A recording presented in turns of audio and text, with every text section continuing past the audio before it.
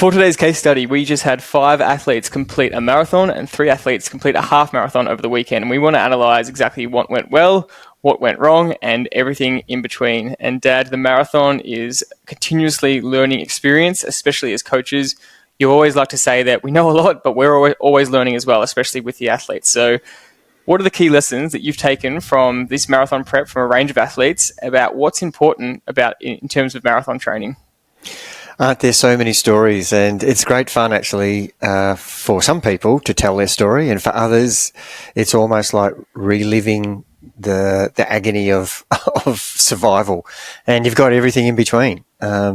There's those athletes who are running down the finish 5-6 kilometres of a marathon, or last 2 or 3 kilometres of a half marathon, just can't wipe the smile off the face because they've actually executed everything well, and they're passing people who are, walking or crawling or, throwing up or cramping.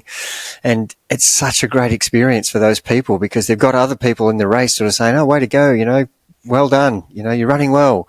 And these are things that you will remember forever. And it's a big event to prepare for, the marathon, and even the half marathon for a lot of people who've never run 5K or even 10K to run a half marathon and a marathon. They're big things to take on board. And when you see, I think over the weekend at Chicago, there was 53,000 athletes completed the marathon or attempted the marathon. I'm not sure how many completed it, but for Melbourne there was 44,000, but that was mixed across 10K, half marathon and marathon. So we've got big numbers doing these events, and there's lots of stories about people who are really actually learning a lot about themselves, learning a lot about their ability to be durable, their ability to sustain an effort, their ability to dig deep when everything's falling apart, and the mental side of it, the toughness, the mental toughness side of it is also an element that you really find out about where you sit in that mental side of the marathon. It's a great leveler and gives you great perspective about who you are, and also gives you a feeling of being proud about your performance and possibly not being proud and things you can do better, and you can't wait to get back into your program to improve on what you've done. So when it comes down to it, there's 5 key things to go through. Were you prepared enough in your training? Did you adjust to the race conditions, which equals the wind, the temperature, the heat, and the terrain? Was your nutrition and hydration good enough? What was your pre-race plan and execution of that race plan? And then the post-race analysis. So we're going to touch on all those topics in this episode, but I want to ask you, what patterns did you notice from the race execution on the weekend? Yeah, look, it's a similar theme, and I randomly pick other competitors that we have nothing to do with, and I just have an interest in who's winning some age groups, and I always look at their first half, because the marathon app is fantastic because it gives you 5K splits all the way through to the finish. So I'm just randomly picking athletes and who look like they've done good times, and I want to see how they measured their effort, their execution. Did they run evenly, or did they run fast and finish and fade? And I don't know what their goals are, so I don't have the actual race plan, but I can just look at their positive or negative split. And every time I click on the majority of people, and I don't use that word loosely, it's the majority of people that I clicked on, they were slower in the second half. And to be fair, this event, the conditions were harder in the second half because there was almost 40 to 50 minutes once you hit the last turnaround into a headwind, and the wind was picking up as the day went on, and the heat was rising, and the terrain was hillier at the end. So I have to be a little bit fair there. But when I looked at our own athletes, that didn't stop them from doing a negative split. So it was very interesting to see that. And that's one of the very first things that we talk about this a lot, and have for many years, about, your PBs will come with a even split, or if you're lucky enough, a negative split. You very rarely do a PB, and it still happens. You can do it, but it's not as enjoyable. But you very rarely do a PB when you start strong and fade. And yeah, they're the messages and the tips we want to get across to those budding athletes who want to do better than they did on the weekend and have another go at it. If you don't learn from how you performed on the day, then you'll probably repeat the same mistake the next time you race. And that's kind of what the purpose of this analysis is. And this podcast is trying to give you all these tips about, your preparation, your nutrition, your race plan and execution, and your post-race analysis. So that leads into a pretty interesting question for the marathon. Can you start too conservative? We do have some people say to us, I had too much left at the end. Can you explain to us that thought process? And can you start too conservative in a marathon? Jordy, I don't care whether it's a marathon or whether it's a 20-minute FTP or literally a 30-second hard effort. Yes, you can start too conservative, but it's going to give you the best outcome. Every single one of those options, if you start conservative, it gives you room to move. If you start at the upper end, that's great if you can maintain. And that's the sign of someone who's in great form, and they'll get an unbelievable PB. But we know from all of the data that we've collected over our many years of doing this that the biggest rewards come from those who do start conservatively, and they have more fun doing it because they're super strong at the end. And so the whole outcome is a win because, so what if you lost, 2 or 3 seconds or in a marathon, a minute, it's better than losing 10. And that's kind of where I sit. The most successful I've ever been and the most successful I've had our athletes is that they've been conservative early and come home strong and negative splitted. And sure, there are exceptions. There's exceptions to everything in the world. And so we're not saying that's the only way to do it, but the odds are that if you do it this way, you'll enjoy it way more because you're not desperately trying to get to the line. You're actually enjoying the process of passing people who are in that other position where they started too hard, and that's not enjoyable. And you will look at all the data. Even the women's world record that was just broken by literally over 2 minutes on the weekend at Chicago. She ran so much faster in the second half. And, we can just show example after example of people doing that and getting a world record at the elite level. So why wouldn't you think about that? The men's race at the same race at Chicago, he negative splitted by so much. He would have to say at the end, I actually probably could have gone harder. But that's actually not true because the reason you could run so well at the end is because you did start so conservatively. And he was, I think he's one of the only top 10 runners to go under 203 in the world. So, and he had a magnificent second half compared to his first half. So they're examples of can you start too conservative? Yes, that's what you should be doing. That's what your aim should be. Yeah, it's a false sense of security having that feeling at the end. It's not really real. You feel like you could have given so much more, but like you just gave in the initial example, maybe you had an extra 30 seconds to a minute in you, but it's because you've paced it well that you feel that good at the end, that you feel like you say, I could have given much more. But had you not paced it like that, you definitely couldn't have given more at the end. And had you not negative splitted and had you gone out too hard, it would have been a disaster outcome. And we'll talk about that in a second with potentially blowing out 5, 10, 15 minutes or more in a marathon. So, it's this. When athletes say that to us, we say that's the exact feeling you should have. Because trust us, that probably means that you got the most out of yourself. If you probably left a little bit on the table, but really not much in the scheme of things. But we would always want that, If someone says, and look, honestly, in all the years of coaching endurance sport, and we've done every sport you can think of, we've coached them to that. The athlete who says to me, I should have gone harder, I reckon I could count them on one hand compared to the events that we've coached people to is over thousands of events. And the people who said to me at the end of an endurance race, and I'm not talking about, an 800 or something like that, I'm talking about endurance. But even in an 800, you still want to pace it better than just going for broke. So it is unusual that you could, and it's false, as you said. It's not real. You could say that to yourself, but that, had you gone out fractionally harder, you wouldn't have been able to finish the way you did. So there's a catch-22 with all of it, I think. So, look, we're not going to discuss, every single element here of a marathon in terms of, training well, race conditions, nutrition, pre-race plan, because we've done an entire episode on that. So I think it's called How to Prepare for a Marathon Properly. So if you want all of that info, then go check out that episode. But we do want to kind of analyse this marathon specifically. And I mentioned at the start that we're always learning with our athletes and seeing different athlete experiences about how their prep went and individual cases. Most of our athletes across the marathon and the half marathon had an enjoyable experience and executed really well. So what were some things that stood out in those kind of main conditions for you around the prep this time around, as well as those other factors, conditions, nutrition, hydration, pre-race plan?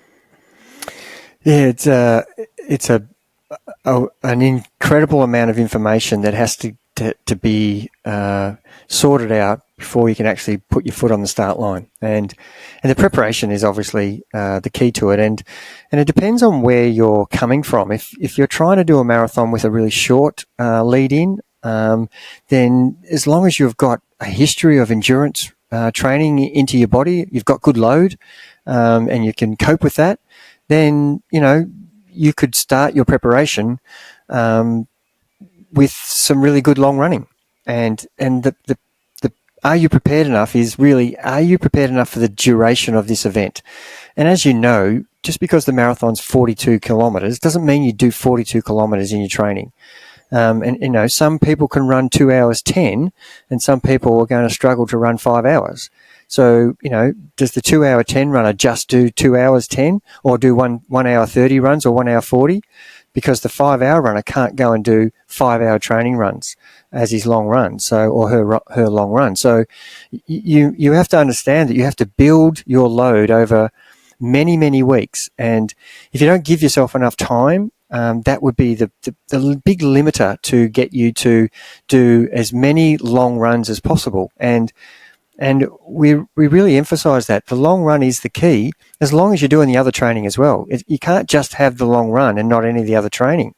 So that's in your preparation. That's part of your preparation. You need to be doing the 7 days of training that's in your program, not just nailing the one long run. You need to be doing all the other intermediate runs where you've got some recovery, some strength work on some hills, maybe some interval reps, maybe some fartlek work. You need all that in your program to facilitate the fact that you are going to do a marathon. So these other runs are just as important as the long run. But, if you don't get that long run overload where say you started 6 months out where you were running 90 minutes and you progressively added 5 or 10 minutes to your long run, that could get you, if you're going to be a 4 hour runner or a 3 hour 30 runner or a 3 hour runner, that could get you really nicely on race day, giving yourself all of that time to make sure that you get those long runs in where you're not going from 90 minutes to 2 hours to 2 hours 30 to 3 hours over the space of 6 weeks. Your body can't cope with that load. And so you need to be super careful about progressing too quick. And so this is what we're talking about when we're talking about, are you prepared enough? So there's a fine line between not doing enough long runs, so therefore you're not giving yourself enough time to get the long runs under your belt, and it doesn't matter whether you're talking about Ironman, marathons, running, endurance bike riding, some of the really difficult European Haute Route tours, which is 7 days for the Masters rider. It doesn't matter what the endurance is. If you haven't given yourself enough of this preparation time in this endurance period where you're out there preparing your body to sustain a long period of effort, if your body can't cope with that, come race day, you're going to fall short. So I want to give one specific example of an athlete who sent a very nice message to you, and we're going to go through some race analysis of some specific athletes just to dissect how we look at races and what went well and what could be improved on. But this was a very nice message where the athlete said, at my first marathon, the coach I had at the time told me to run the first half as hard as I could, which I did, and of course I died in the arse. Everyone was passing me, and just before the MCG, the 3 hour 40 group passed me. I was disappointed, and the coach's comments were, I was not built for marathons. Today's Melbourne Marathon was such a great experience, and I passed the 3 hour 40 pace group, and there was no way they were passing me again. In fact, no one was passing me the last 6 kilometres. I was so happy with a 5-minute PB today, especially on this course, 3 weeks after an Ironman as well. It took me 4 years to have the courage to try a marathon again, and this is all thanks to you. So what are your thoughts when you hear that kind of feedback? It's what it's all about, and I love getting messages like that. And ironically, that the person who wrote that is an endurance demon, and there is an endurance event that she hasn't done, and you feel bad that there's someone telling her that she's not made for endurance sport. When now we look back, I think she's done Chicago, Boston. She's about to do London. She's done Melbourne, Tassie, Sydney. She's done the Nice World Championship. She's done Kona. She's done Larapinta. She's done the Alice Springs Marathon. There isn't an event that this athlete hasn't done, and that's all in the preparation and in the race strategy. To tell someone to just go for it early, I would say that's got to be a joke, doesn't it? You can't possibly be thinking that would be good advice, to go as hard as you can and try and hang on. And yet I do hear that when I'm listening to people at the start of the race. I'm just gonna try and hold this pace and see if I can hang on, even though I know it's a bit above my level. You just shudder with fear and anxiety with what's going to happen next, because that philosophy has only got really one outcome, and that is you're going to probably hate the experience. You're not going to get the time you wanted, and you're going to maybe be half an hour worse than you were. Because if in a marathon, if you make a mistake early, you pay big time for it. As compared to a half marathon, you still suffer. 10K, yes, it's uncomfortable for a short period. 5K, it might be 1K of you suffering. But if you're out there for an extra hour than you should be, or half an hour, that is not an enjoyable experience, especially when you're walking and you're in pain. It's just not the experience you want. And it's great to get those messages, and it really re-emphasizes that another happy marathon runner has been experienced by someone who's really taken good advice around their race plan and strategy, and they've gone out and executed. And if we looked at the athletes who did the half marathon, it's just music to my eyes to see them all negative split, where they're running around 130s. The three guys ran within 3 minutes of each other, which is quite ironic, between 130 and 133, and two of them ran 10 or 15 seconds faster in the second half per kilometre than they did in the first half. And some people out there could say, well, they left too much on the table there. Well, it's not true, because a couple of them hadn't actually done a half marathon before. So there's a whole lot of things you need to consider when you're coming up with your race plan. What experience do you have?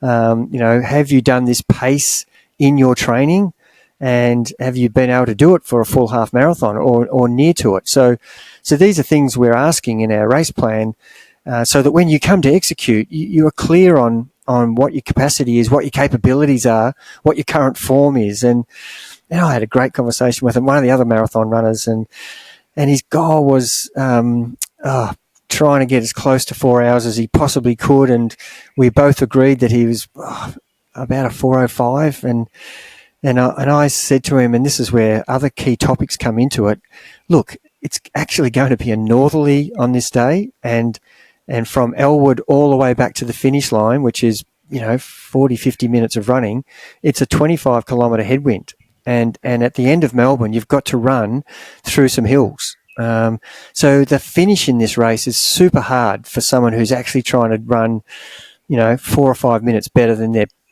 probable form at the moment. And so he took that on board, and I said to him, look, if you feel good early, you can, and you're running at around that 4 to 4:05 hour mark pace, somewhere around that 5:40 to 5:50 pace. And if you're feeling good, then it's okay to go for it. Have that freedom. You make that decision, but you have to suffer the consequences of that decision. And if you get ahead of yourself, it could blow out to 4:15. And my question is, are you happy with that? And he was really on board with that. And he said, well, let's just see how I go. And he tried his best to get as close as he could, and then obviously, he experienced exactly what we talked about with the headwind, and he held it together and still ran a 4.9, 4.10 with that tough finish. And I was super proud of that effort as much as I was with the people who negative splitted, because we had a good discussion pre-race about the plan and about the execution. And they're good things that you can both agree to. Look, we did our best and we didn't leave anything out there. Sure, it doesn't go along with the principle of negative split, but every person has a different place where they're coming from, and he understood that he didn't quite have enough time in this preparation period. So they're great examples of. Next time he has a go at this, he's going to give him more time with those longer runs, and he will, I have no doubt, I can't wait to tell this story, he will be running sub 4 hours, because he's really learnt a lot from the conditions, his preparation and his race plan and his execution. Just such a good learning experience for him. He's never run a marathon before. So it was a really fantastic outcome. Even though he didn't get the time he wanted, the post-race discussion was terrific. Happy with having a crack, didn't leave anything out there, understands, the difference between a positive and a negative split, and has felt it now and has experienced it, and doesn't like that experience. And even though he ran beautifully for 30 to 35K, it was only the last little bit that he slowed off. And look, other things happen, like he got a stitch, and that whenever you get a stitch, for those who've had it, it's very difficult to run when you're feeling uncomfortable. But yeah, that's another example of things that you have to consider, and the conditions on the day. If you want to come home strong, well, on a race course where that's the hardest part of the course, you really have to think differently about, can I hold the pace rather than coming home stronger? Yeah. And that's a key thing that people, look, I tried to run a negative split, but I couldn't. Well, let's have a look at the course. Was it harder in the second half? Was it windier? Was it hillier? And they're the things that we're giving as exemptions for not being a negative split. And it's okay to run really close to positive, where you're within a minute or two, when the second half of the course is harder. But you've got to take all those things into consideration, and not just have a blanket, I want to do a negative split. That's probably not possible, and we wouldn't encourage that sometimes, because we know that you can't run the same pace into a headwind as you can in a tailwind. So the expectation is that you wouldn't run faster in the tailwind to get ahead of yourself, because that's going to actually blow you up as well. You're running faster than the pace you should be. Yep. So just unfortunate that some courses on the day are harder than others. It's a little bit different to the bike, isn't it? With the bike, you can ride much faster speed because the wind's pushing you, and so the gap between headwind and tailwind is a lot more. But that theory doesn't apply. We talk about that a lot, where you ride lower power with the tailwind, but your speed is quite fast. Whereas with the headwind, you don't want to put, you still want to maintain your effort relatively low. If you overdo it because you think you've got a tailwind trying to get a buffer of time, then you will still blow yourself up, because you're the one doing all the effort in the run, compared to the bike, where it gets really pushed by the tailwind. So I wanted to mention that point. Did you have something to add there? No, I totally agree. It's easier to go ride faster in a tailwind because the effort is really low. Yes. But when you're a runner, there's still an effort to run faster than your pace. Yeah. You're above your pace, whereas as a rider in a tailwind, you're not near your pace. We're actually encouraging you to be lower power. Yeah, exactly. Yeah. So look, that's a really key point, and why you talk about understanding the course requirements, because everyone has these goals of sub 4 hours or sub 340 or sub 3 hours, but you might predict through our training, testing and calculations that you're about a 405 runner, like you did with this athlete. But it depends on how you test it. If you test it on a course similar to the course conditions, then you can say that's accurate. But if you tested that on flat ground, now knowing that the course is a bit tougher, you go, well, you're probably further away from 4 hours than you think, because the back end of the course is tough, like you just mentioned. And look, it is a tale as old as time, going out too hard, and we speak about this a lot, and I don't want to bore the listeners with it, but we have to say that we keep mentioning it because we have direct conversations with athletes, and any athletes that have had this conversation with us will laugh now, where we drill into them, your first K has to be your slowest. We want you to negative split here. And they'll on the phone, they'll nod, yep, I'm going to go out in this pace. It's 15 seconds slower than my target pace. I'm going to really cruise the first K. And then they finish the race and call us up and say, I don't know what happened, but you're going to be angry at me because the first K wasn't the slowest. And we've literally had the conversation an hour before the race, or a day before the race, or that week. And then they go out and do the opposite, and it's no fault of anyone. We get caught up in the emotions. My friend said exactly this. He texted me and said, I just got caught up in the excitement. I told you beforehand I wasn't going to do that. I just got so caught up in the excitement, and it's just hilarious. But the reason we want to go on about it is because we want to dive deeper into the aspects of, okay, we get it, Jordan. We want you to negative split. Don't go out too hard. But let's go into what does that actually mean for a pacing plan. And I love this example you just gave, because some people would argue, and you used the word buffer before, that they want to go out hard and have a buffer at the end. I've seen that argument a lot, and just hang on. And what would you say to that argument about pacing? It just doesn't work. It's like ask, your mate who you didn't coach, you were just asking him about information about his plan and his preparation and trying to stay silent just not to put him off. And he'd listened to our podcast and he was trying to do 3 hours 30. And of course, he started off way faster than 3 hours 30, like significantly faster. And he's just had a horrendous day. Tell me how much off that 3:30 did he finish? Yeah, he ended up at 3:54, and funnily enough, he had 2 goals. He said, run that 3:30 pace, and he said, at a worst case scenario, run under 4 hours. I was going, that's a big discrepancy. You really have to have a horrible time, and the only way you can have that time is if you're trying to run at a pace that is unachievable, and you blow up so bad that you hang on to 4 hours, and in fact, that's what he did. So, yeah. So the first thing we want to say is it's just not enjoyable. And when you spoke to him, he said it was just the hardest thing he's ever experienced. And it doesn't have to be like that. That's what I'm trying to get across, and that's what you're supporting me with. It doesn't have to be like that if you get all those things right. The conditions, the nutrition, your race plan, your execution, your race preparation. So you have to go in with this event with a really sound and realistic understanding of your current form. And that's the thing that's going to make or break you. If you haven't got a realistic understanding of where your form is, then you will select a pace that's not manageable, and you will not have any other outcome except for the worst outcome. And we're digging a lot onto this, the negativity.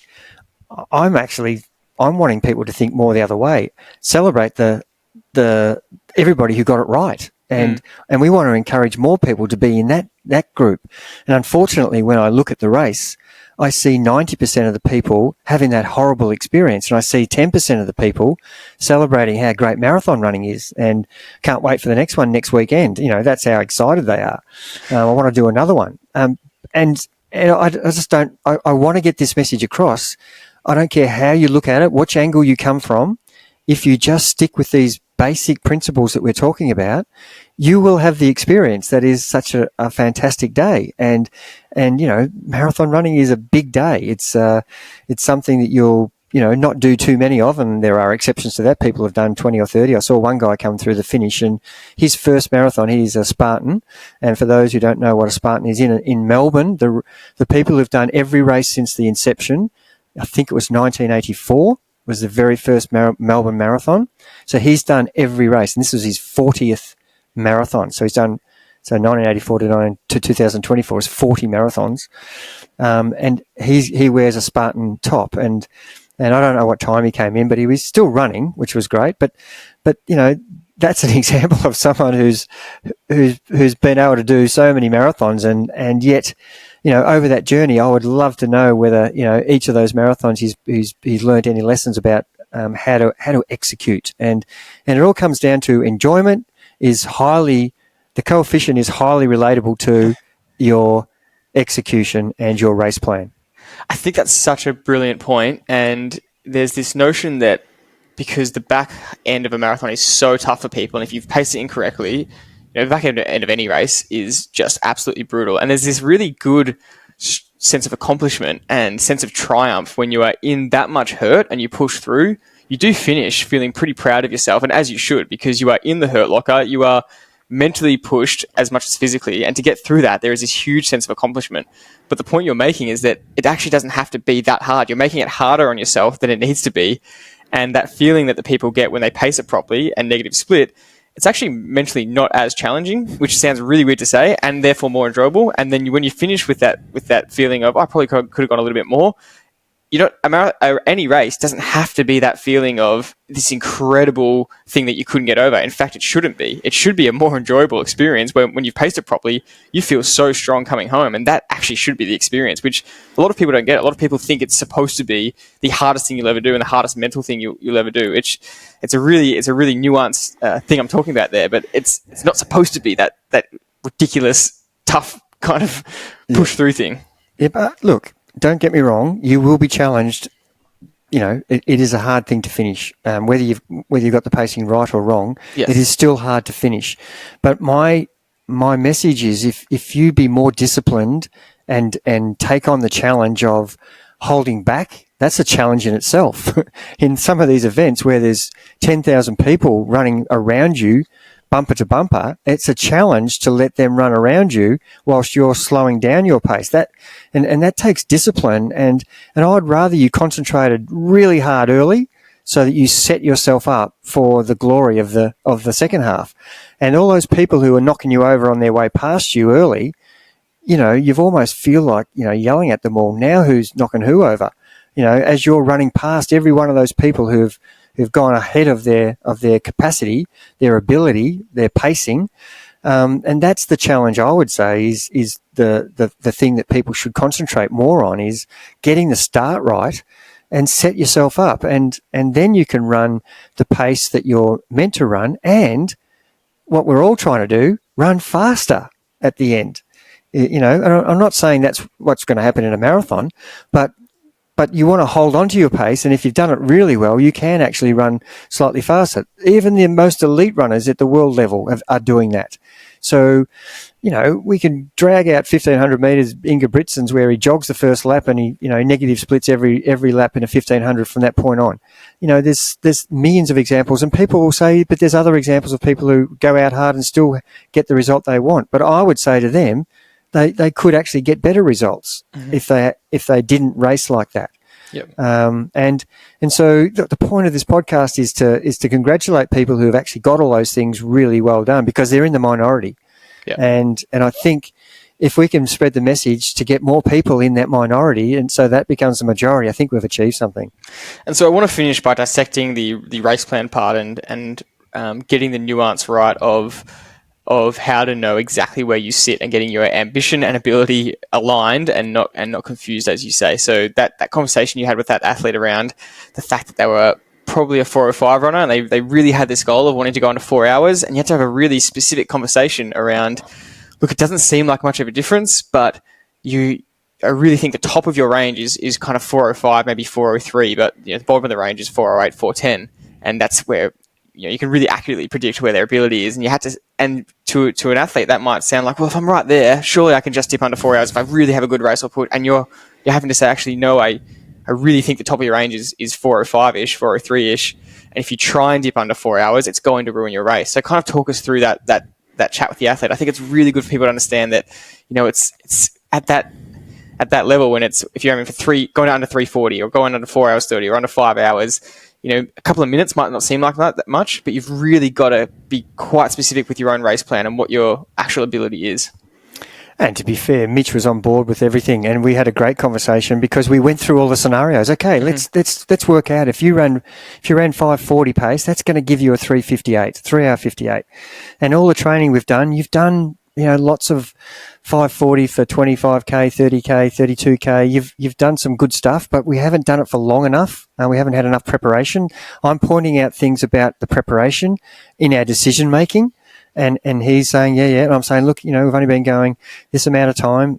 Had we had a longer period, I would have more confidence that you could actually sustain this for the whole 42k, but we haven't actually been able to measure that. So that's against you. And then, we went through what happens if you do this. Are you okay with a bit of a blow up where you could end up with 4:10 or 4:11? And, he's going to have to make that decision. I can only give him the scenarios. And I'm saying if you just ran 5:45 to 5:50, you will end up with a 4:04 or 4 hours 5 minutes. And I'm throwing numbers out here for those people just to give you an idea of the difference between 10 seconds per K or 5 seconds per K adds minutes at the end. and it doesn't seem much, as you said before. And so once he understands that, then he's on board with okay, I've got a decision to make, and I can go in with the mindset is, of course you're going to feel fresh early, and because you've tapered and you're ready for the event, and so you're going to feel like, oh, I can do this. But the decision can't be in the first 5K. The decision has to be somewhere around 25 to 30K about how you're coping with the pace that you've been running. And to his credit, he was running 5:45s to 5:50s quite confidently until that mid-30s K mark, and then he had the realization straight away that I've got a stitch and I can hardly actually concentrate, but I am feeling tired and I know the headwinds coming and the hills, and so he made that decision that I've now got to hang on to this. I can't actually run faster, and what a great outcome, because he knew all those scenarios, and his next job was, right, I've got to hang tough here, and I've got to get to the finish and not end up with a 4:20. Which could happen if you just get it slightly wrong, and that's the consequence. And so the conversation's great. We're going backwards and forwards about what happens if you do this, what happens if I do this, and so he's really clear. And there he goes in to the race with an ability to adjust his race plan as he's going, and that's what we want everybody to do. You can't go in with plan A and not have any backups with whatever's happening. What happens if you don't get any nutrition because you've dropped a cup or you've missed your personal needs bag, or you dropped your gels, and you have to come up with some other method to adjust your plan and strategy. And so we're not making it up as we go, but we've got these scenarios already in our mind in case this happens. What do we do? What's our mindset? And the mindset is, if you do get into that situation where it's getting hard now, that's where you got to stand up and be counted. That's where it's, even though you get to the end and you're not that happy with 4:09 or 4:10 compared to your 4:04, but you had a go, so you got some satisfaction there. You're pleased and proud that you hung on and gutsed it out, and now that gives you that mental strength to know that if I get the training right and give myself more time to prepare for this, I can do what I want to do, which is break that 4 hours. And I remember we did a podcast many, many years ago. We've been right at the start with Daniel, and he had 3 years to break 3 hours. And he ran a 3 hour 30 seconds, he ran a 3 hour 1 minute and 30, and he ran a 3:02. And then finally he ran a 2:58 at Melbourne, ironically. He'd run the Gold Coast and he'd run a couple of other marathons. And just, differences of temperatures just prevented him from going under that, but he kept persevering. And, it took 3 years to get that unbelievable satisfaction of achieving the goal. And that's what sometimes it takes. You just don't expect on your first go to hit your target straight away. You want to, and you're trying to, your goal is to, but sometimes these things take time. And I just encourage everybody who's had a poor performance on the weekend, and I know we didn't want to talk about the negative, we want to talk about and highlight the positive people who ran so beautifully, but those who didn't, if you can learn some lessons about what you did and those conversations you have, whether it's just by yourself as you're coaching yourself or with your coach, to know that, what am I capable of doing, and understanding where your form is, and making sure that your decision making is based around realistic current expectations, not what you want to do.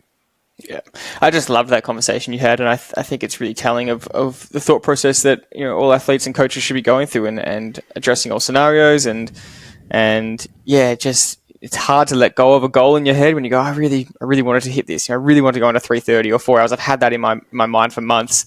It's hard for your ego to let go of that. But yeah, you've got to look at your form, look at your experience, as you said, if it's your first marathon, look at the course and go, this is a pretty tough course to run a PB on, or go above your limits. If it was a fast, flat course, maybe you could say to yourself, it's a good time to try and go for something here. But when it's going to be a tough course, when, as you mentioned at the very start, with the big north headwind, that's probably going to end up in a slower day. So it's not the day that you're going to run probably top of your range. You probably have to expect to run or finish up with middle of the range.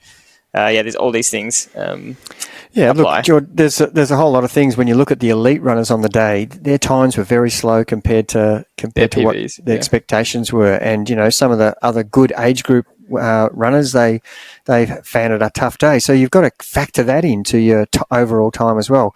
And don't take away from the guys who actually really, negative splitted. And we had several of them. We haven't even talked about Craig and Leanne who ran, and just unbelievable times. And in the half marathon, we had all three people, negative split. So out of our community of athletes, we had, some outstanding performances, which, the majority of our athletes did. And that's ironic because the majority of athletes didn't overall in the event. So that's what I'm most proud of. And that's kind of the message is if you can prepare and plan the way that you should be, the outcome will be very close to what you're trying to achieve.